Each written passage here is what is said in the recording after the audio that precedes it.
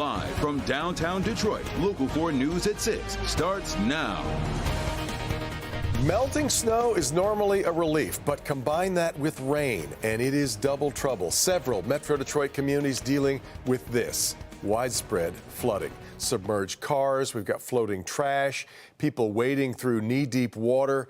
That's what's going on in some Dearborn Heights neighborhoods throughout the day. It is really a mess. It's a combination of the rain, snow melting, and the Ecorse Creek nearby getting way too high. Megan Woods has been out there all day talking to families about how they're adjusting. Megan.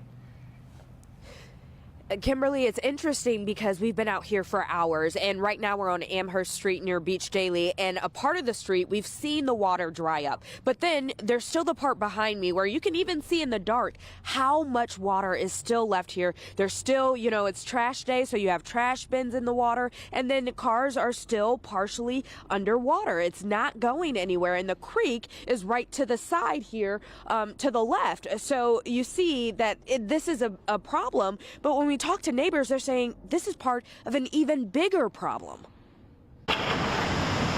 It's inconvenient. I couldn't even walk. My dogs always potty outside.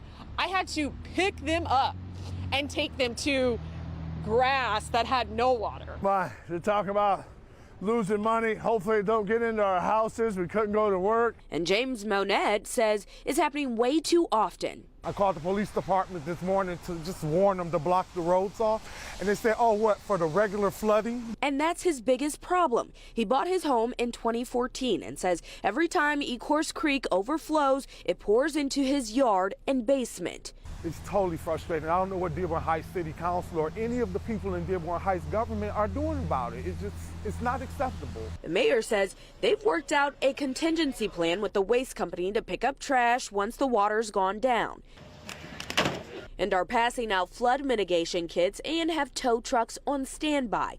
For long-term solutions, they're working with the Army Corps of Engineers. So they're working on a design phase right now of trying to do a detention basin off of Inkster and Power Street. That would cost about $30 million. The city is also in the process of applying for more FEMA grants. Trying to purchase as many homes as possible in that area so we can demolish them and try to get another detention basin in that area.